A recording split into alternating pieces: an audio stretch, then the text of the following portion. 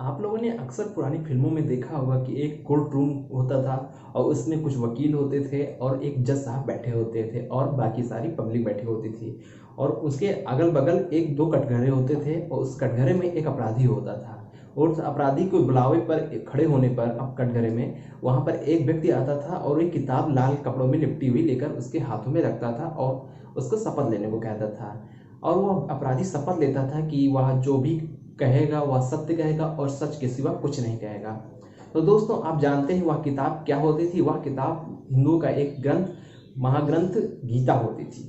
जो गीता एक पुस्तक जो हमारे मार्गदर्शन, हिंदुओं को मार्गदर्शित करती है, जो बहुत ही बड़ा महाग्रंथ है, जो भगवान श्री कृष्ण के वक्तव्य को प्रसारित करता है।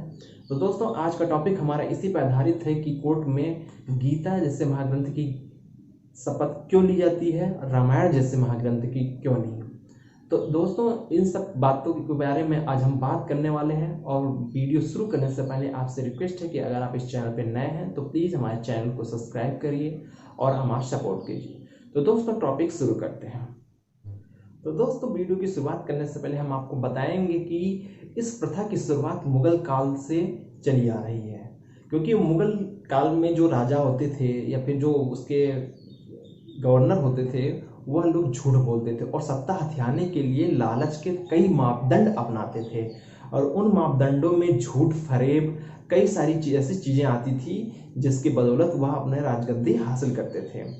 तो वो जब सच नहीं बोलते थे तो उनको अन्य व्यक्तियों पर भी विश्वास नहीं होता था कि वो सत्य बोलेंगे।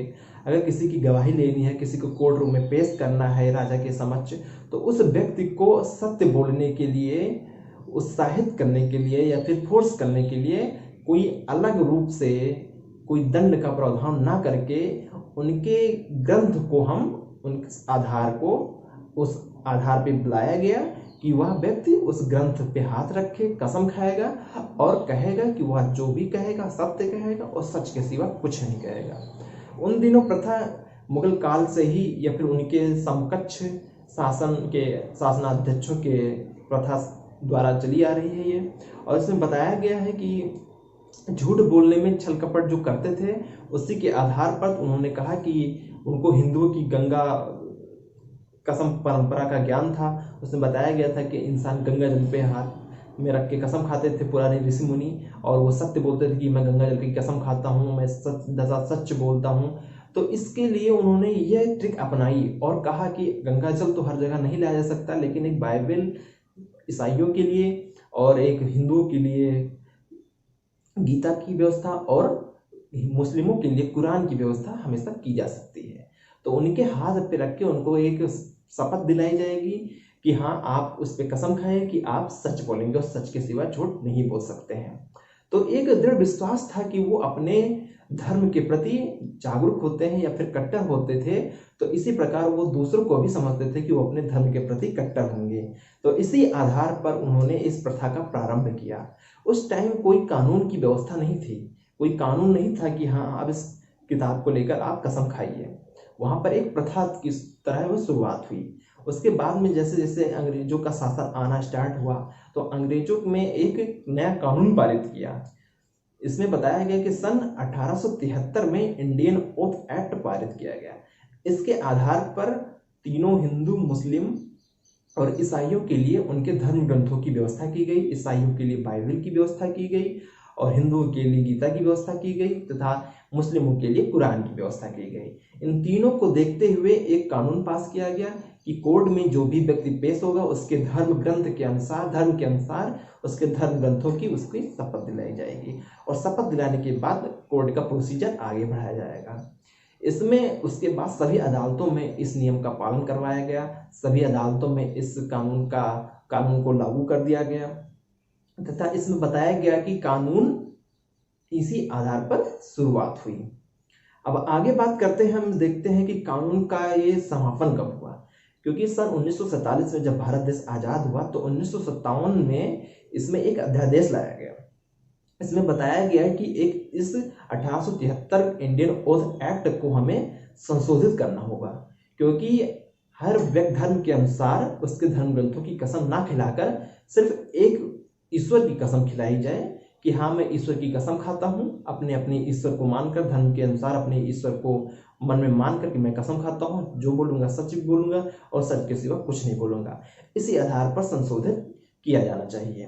तो इसमें ये अध्यादेश लाया गया और सन 1969 में यह प्रथा को समाप्त करके इसमें कहा गया कि आप अपने ईश्वर को साक्षी मानकर आप कसम खाइए या फिर शपथ लीजिए कि आप जो कुछ कहेंगे सत्य कहेंगे और सच के सिवा कुछ नहीं कहेंगे।